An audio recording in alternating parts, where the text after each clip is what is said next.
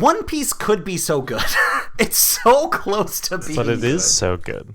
I mean, I think you're in the arc that is definitely one of the weakest pre-time skip, especially.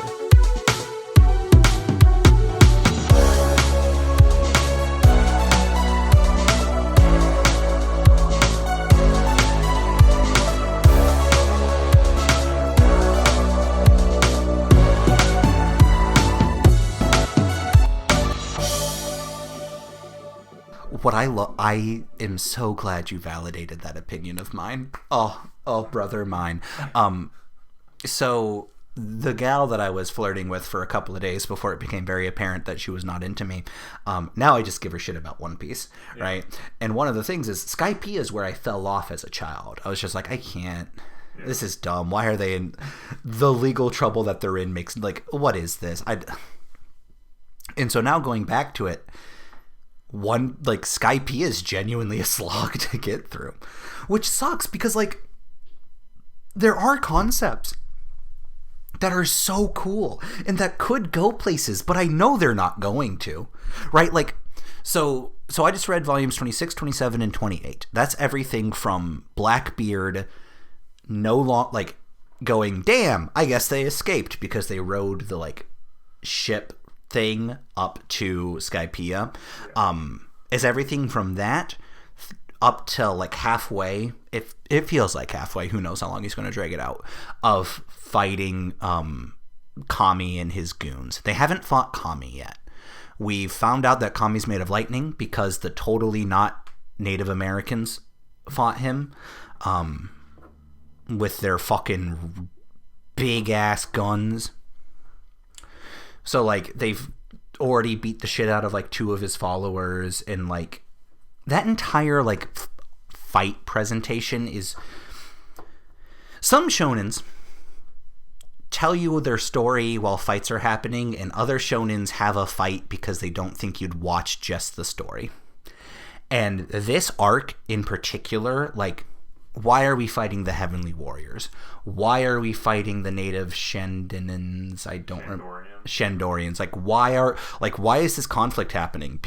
And honestly, a lot of it feels because I didn't think anybody would read this chapter if there wasn't at least 5 action panels. There are fights that get introduced and ended in the same page. And granted, it is kind of cool to show this is how far above this level of skill that the Straw Hats are, but also all the time, all of them, just tell me what you want to tell me, my guy.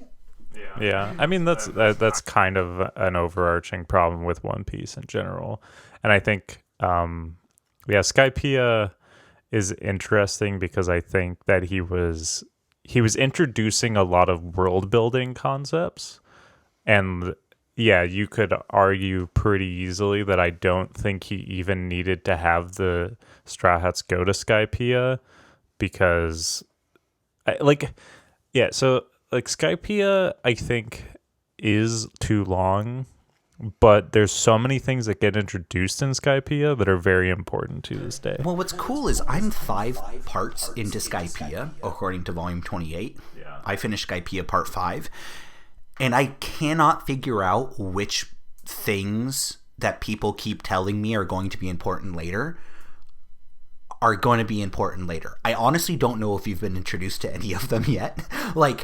So far, everything's been related to the Shandorians and Skypiea and their regional politics. Yeah. I don't imagine Dials are going to go back to the Blue Sea. Also, Dials, I love Dials because there's such a... In fiction writing, there's the concept that if you're writing for adults, you only need to answer why or how once. Because by the time we're adults, we don't care to ask why again, right? If you're telling something to a child, they're going to ask why, right? The very stereotypical 4-year-old in a grocery store type thing. When you're telling adults, they're cool, once and I'm done, right? So the classic example is in Star Trek. How can we go faster than light speed? Dilithium crystals. Cool. It's all most people need.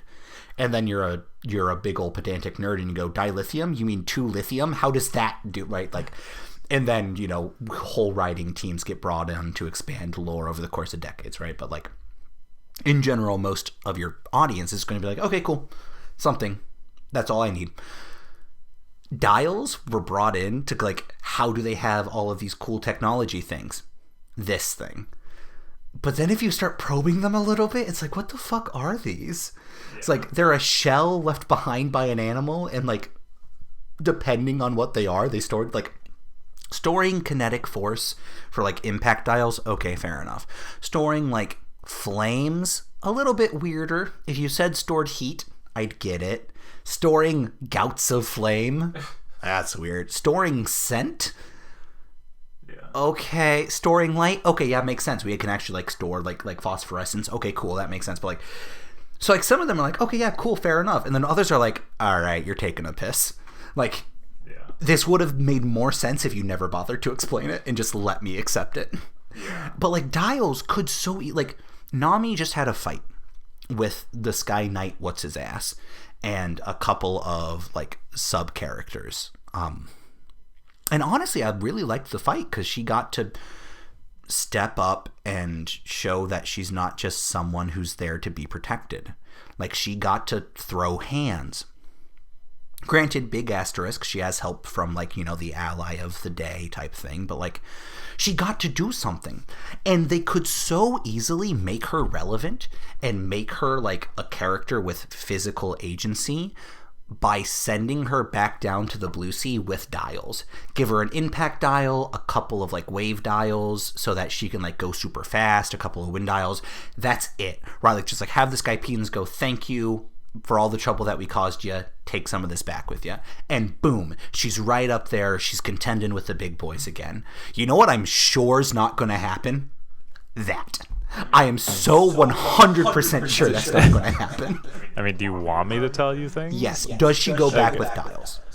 They do. She doesn't end up making them, like... Well, yeah, Usopp ends up, like, fusing... Usopp gets one? Yeah, Usopp gets one, and... Fuck Usopp. And, Nami's, like, staff kind of becomes usable because he, like, puts some dial... He, like, utilizes dial technology or whatever the fuck. I don't know. It's, like... It's kind of hand-fisted because it's kind of, like, just a way to give her and Usopp some new shit, which is cool. But Usopp's kind of like their tinker / their gadget person, so, like, he makes her a whole new staff. And Usopp does use the dials a few times in the next arc, but yeah, they kind of, like, fade out after that. Like, if you gave Nami a Milky dial, the one that, like, creates fake clouds, and then a couple of those, like, cloud roller skates, all of a sudden she's combat viable. That's like, she also keeps the, like, scooter thing, the, like, wave skimmer, and that thing also utilizes a dial.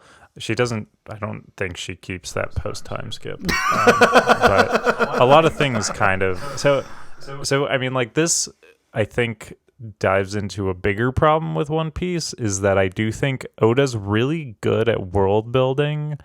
I do think he sometimes just lets things get out of hand, because I do think if he simplified things, he definitely would have had a much easier time with a lot of shit, especially post time skip.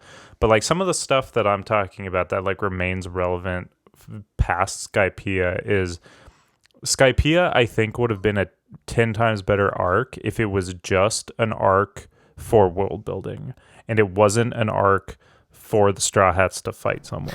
And that's kind of what you were just talking about. The fights are there because we need to give dialogue, but people want pretty picture. And, like, Enel, I think, is definitely supposed to be, like, an analog for, like, the final big bad of the series.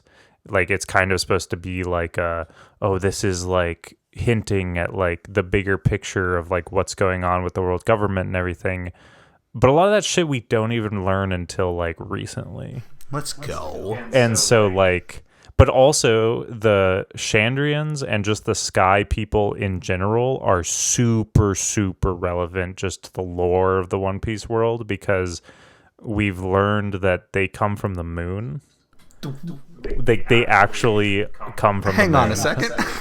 and there's actually technology on the moon. So the people who live in clouds, also another thing that they just like explain by giving us one layer of like, yeah, deposits of X, Y, and Z mineral mix with X, Y, and Z, and then we get these cloud structures, and it's like bullshit. But so you're telling me that the clouds are populated by moon people? Yeah. Forrest, I love you.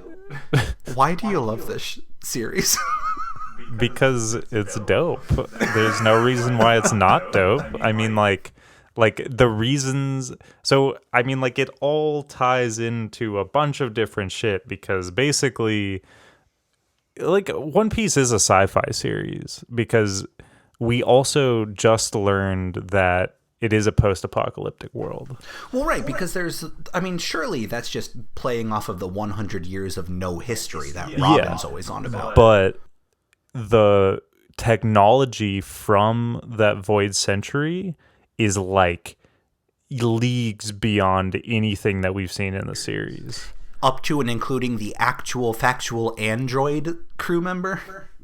Yeah. Well, I mean, like, his technology is like verging on that, but like we've just recently been learning a bunch of shit about like how they, like, the ancient civilization that existed during the Void Century had technology that's just like unimaginable. That's basically sick. That's a good way of making Robin relevant. Yeah. Well, I mean, Robin's been relevant, and Robin will be relevant up till the very end, because she's like the only way they're going to actually find the One Piece. Because her ability to read the poneglyphs. Like, so, I mean, like, Skypiea, like, at the end of Skypiea, they find an inscription that Gold Roger left up there. And that's super relevant, because then we like eventually get to see him leave that inscription in a flashback. But like basically the idea is that like they go to Skypiea because Skypiea holds some secrets, and they do learn that a lot of those like secrets aren't really important yet. It's kind of like just a gradual build towards a lot of other world building shit, but I think that like it could have just done with, if they just went up there, learned this shit, and then left. I think that would have been much better.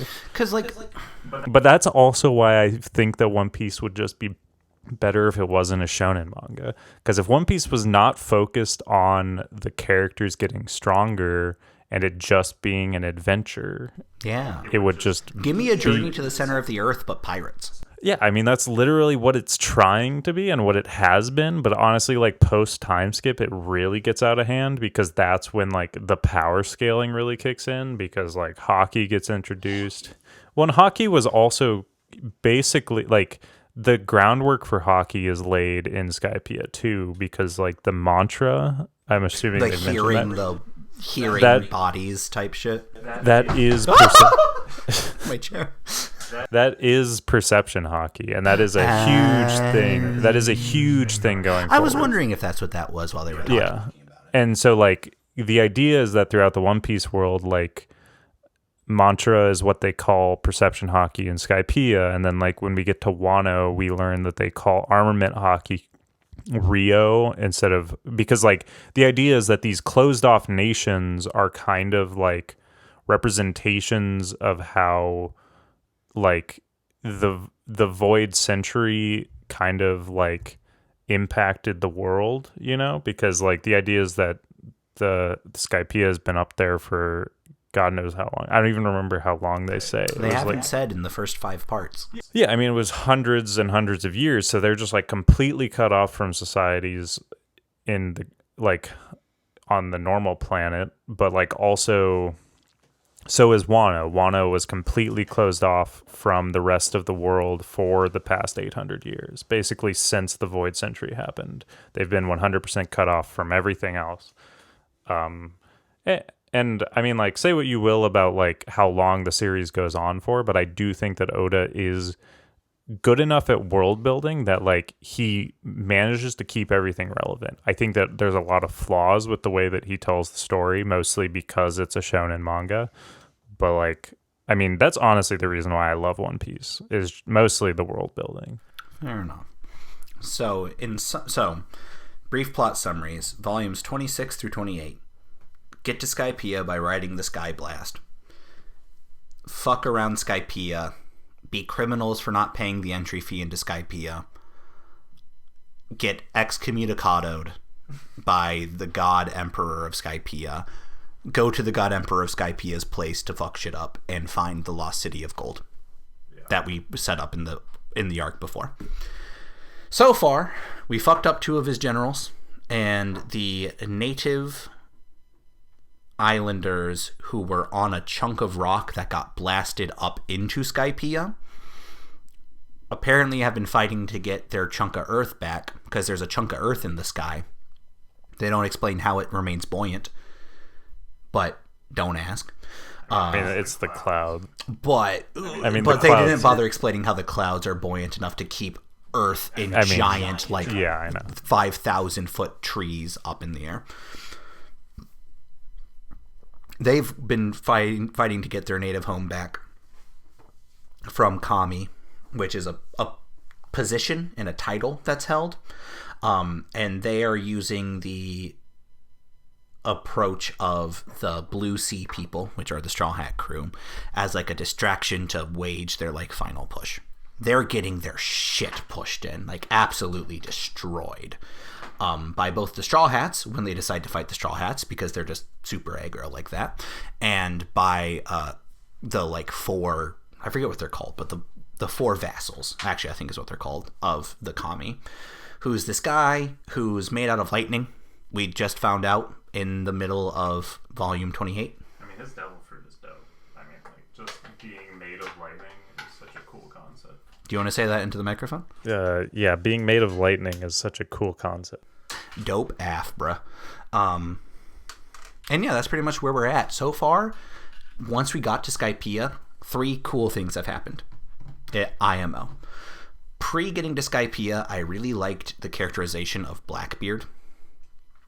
Blackbeard's positioning to become a warlord, but they're like, well, we can't give you a spot. You haven't done anything. You're some nobody. He's like, well, what if I fuck up the Straw Hats? They're worth a lot. Like, if I fuck them up, that's a name, right? And so in the arc before, Blackbeard ran into like Zoro and Luffy, and while everybody else from the worst generation is making fun of them, he's like, you guys get it. You guys get it. I shouldn't slam this table because Amy has a lot of very cool stuff here that should not be slammed. He's like, you guys get it. And then he's like, oh, that's them. All right, boys, let's go kill them. So he's chasing them. They get shot up by the updraft to take them to Skypiea. And he's just like, okay, they got away. Cool. All right, let's do something else. I really like Blackbeard and his characterization in that bit. But then once we get to Skypiea, 3 cool things happen. 1, Oda shows that he has the capacity to be to create very beautiful art. He has a very stylized look to his like manga, and love it or hate it, it's very stylized. It's very good. It's very obvious that everything's intentionally the way that it is. But there are some moments where Kami does like big god smites, where in the moments beforehand things become like negative space, to like show that like the hammer of Thor, or like hammer of Odin from like Gears of War lightning strike is about to happen. And like those panels are gorgeous. I actually took a picture of a couple. Yeah, I mean, I honestly have been like looking at a lot of early One Piece art, and it's just so good. Like, it's not as great nowadays. He does have his moments where he still can do really cool panels, but like it's just so much more like sketchy and just not as refined as it once was. Right, but like look at this panel. Look at that panel. Yeah. That's gorgeous. Yeah. The negative space, like it's so wonderful and it's so impactful. And that's awesome. We get that a couple of times. And it's like, let's go, Oda. So I really like that. Then the other thing that I like is one of like the first native to Skypiea that they find is she's just super cool. She's chill. She's there to help them. And so is her dad. But the way that things work in Skypiea is it's an oligarchy. And so the law is, if someone's a criminal, you got to report them to the commie. And so she does. She rats them out, and she feels terrible about it. But she grows a conscience and like tells them what's going on, and they risk their lives to save her. And all of the Straw Hats are just like, oh yeah, no, this place is fucked up. We get it. Like, no hard feelings. You're doing what you have to do to survive. And I like that from them. I like them just being adults about like, hey man, like, it sucks that you're in this position. We get it. We get that it's not personal. I really like that. And then the third thing is kind of two things. Nami gets a cool moment where she gets to be like a viable combatant, and she gets to like really like hold her own weight in a way that's not like exposition dumping. Super nifty. I mean, she also gets to do that now at Basta, which is really good.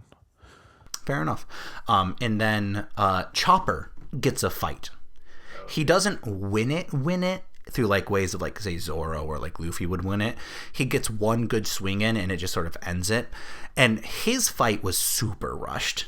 Like, he was like, I run into this guy, we fight for 2 pages, it's over. Who did he? He fought the guy who did the swamp trial.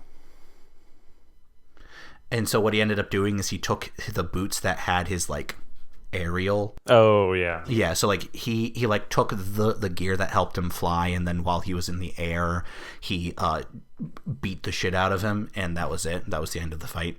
But like, it was a moment that they didn't build up to particularly well, but they did build up to in like 2.5 pages, where like Chopper's like, I'm a burden, I've been running away, people need to protect me, this is my time to like show that I can be like relied on. This is why they don't rely on me, is that they need to save me all of the time, no more. Yeah. And he had a good moment there. I will say, I do like how they split up the pirates. I don't mind it as a structure. So Luffy, Zoro, Robin, and Chopper are one group, and then Nami, Sanji, and Usopp are another. But the group of 4, they also get split up individually, which is super cool because it gives them time to be characters. Luffy and Zoro haven't done anything yet, which is honestly why I like the structure so far, because we don't need more of them fighting. We don't need them being strong again. We've seen them just after finishing a fight. That's rad. I'm glad that we didn't have to sit through it again. But we saw Chopper fight. We saw Robin protecting ruins and then messing up the guy who was attacking him. Right? So like, honestly, very good use of the splitting the party trope. That's what I've liked so far about Skypiea. The rest of Skypiea just sort of seems superfluous. But I'm part 5 of Skypiea. I don't know how many parts of Skypiea there are. I mean, I think you have like 4 more volumes. Oh my god. But the volumes go by fast. When do they defeat Kami? I mean, I think it's in like the 4th or the final volume. But with where we're at, I do not know how you draw out the fights for 3 volumes. I don't even, see, it's like it's been a hot sec since I've read or watched Skypiea, so I don't really remember everything that happened. But also, like, the moment we learn that the big bad's made of lightning and our pro tag is a rubber man. Yeah.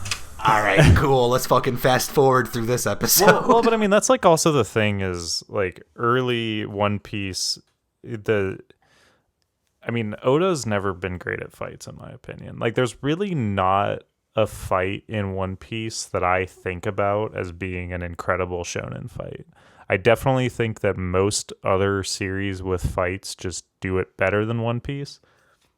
But, like, even pre-time skip, it's like with Crocodile or with Enel, like, they both have a Logia fruit, and Logia fruit's definitely like getting hyped up to be like the strongest, but it's like Luffy comes up with a weird way to beat Crocodile. But like post time skip, it's like Devil fruits kind of take the back burner because Haki becomes like kind of the prominent power system where like if you have armament Haki, you can hurt a Devil fruit user no matter what. So it's like with Enel in particular, Luffy is rubber, so that's the only reason he can fight him. Like, that's literally the only reason Luffy can win that fight is because he's made of rubber. Whereas later on, the fights are better, in my opinion, because it's like, oh, it doesn't matter if the person you're fighting has some crazy devil fruit power. As long as you have Haki, you could still do damage to them. And so, like, I think that the fights in early One Piece also are just not that great. Like, they get better as time goes on, in my opinion. There are 3 fights up to this point that I think are cool. The Arlong fight, not necessarily because of like the actual fight against Arlong himself, but the fact that Arlong had the cognition to just go, oh yeah, no, he's dug his heels into the ground. Well, I'm just going to sink him in the ocean. He's a devil fruit user. He's going to drown. Really like that. Because it's like one of the few, it's pretty much the only time so far that the fact that you can't swim as a devil fruit user has come up at all, up to this point. The other one, Crocodile. Yeah, Crocodile's a good Crocodile fight definitely goes on too long, but Crocodile is so cool, and his powers are so cool that I'm here for it. And then 3, just because I'm a big, like, gear stand, I really liked the fight against Don Krieg. Oh yeah, I like the Don Krieg fight too. I don't know if Don Krieg's the most like well-developed villain, but the fight is really cool, and I like the way around it. Like, honestly, like, my favorite combat moments in all of One Piece are literally all the times that Luffy just like one punches people.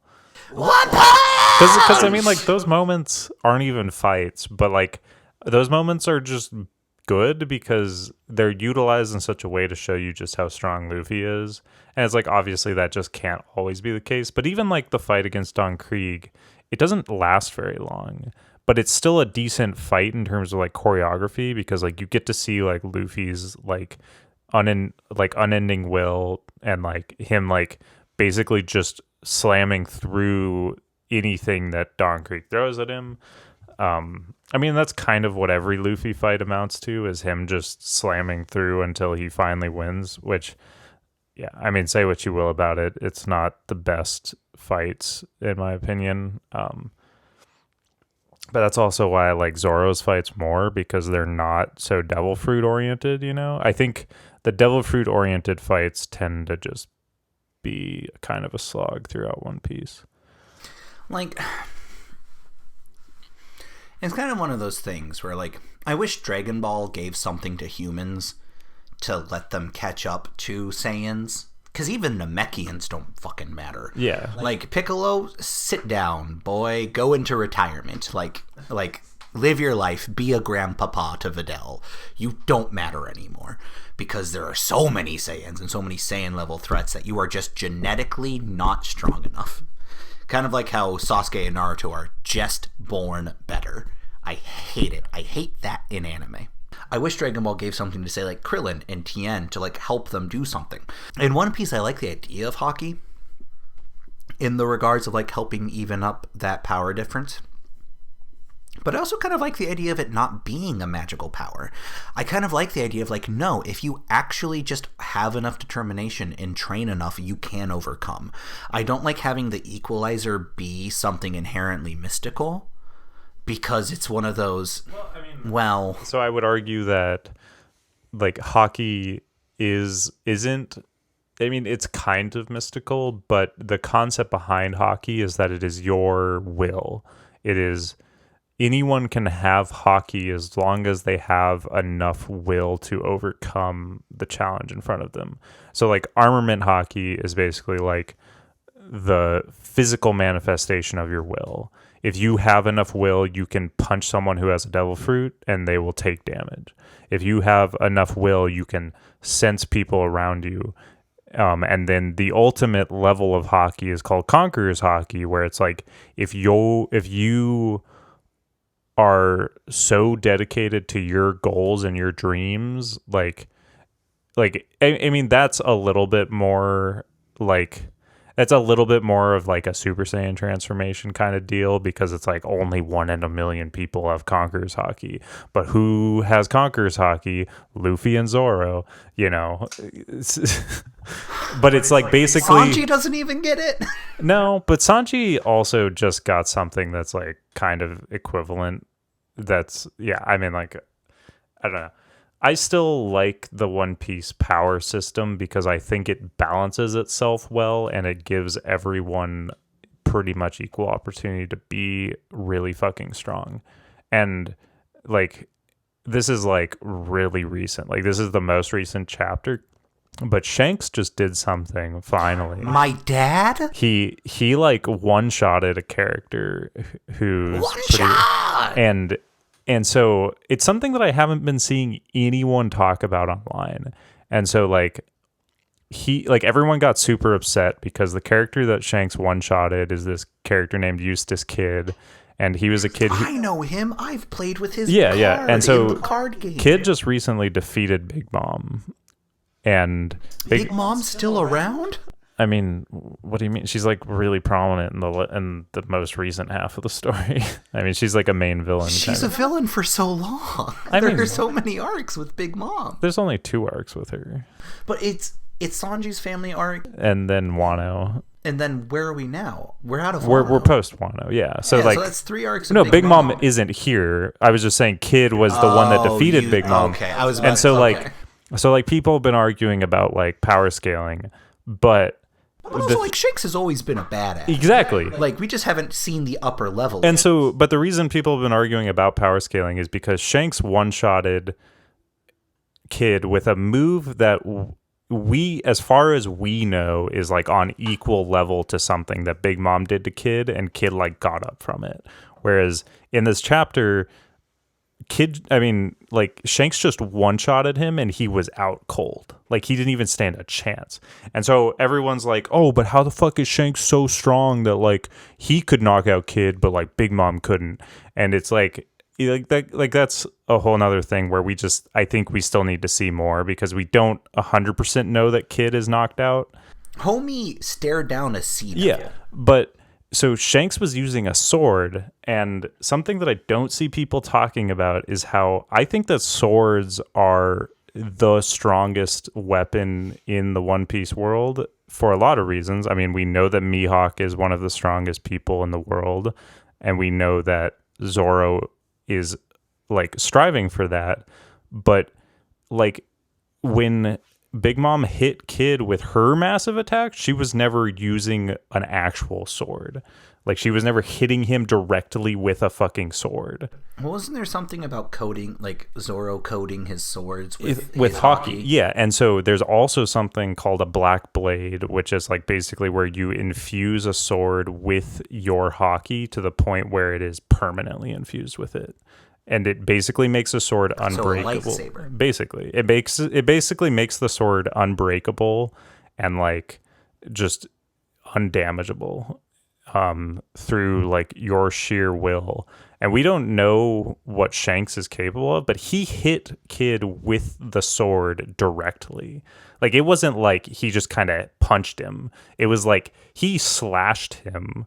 And like, there's no way someone's standing up from that. And like, I've literally not seen a single person talk about how swords, I think, like, if Zoro's going to be one of the strongest people in the series, swords have to be one of the strongest things in the One Piece world. And so like, I don't know.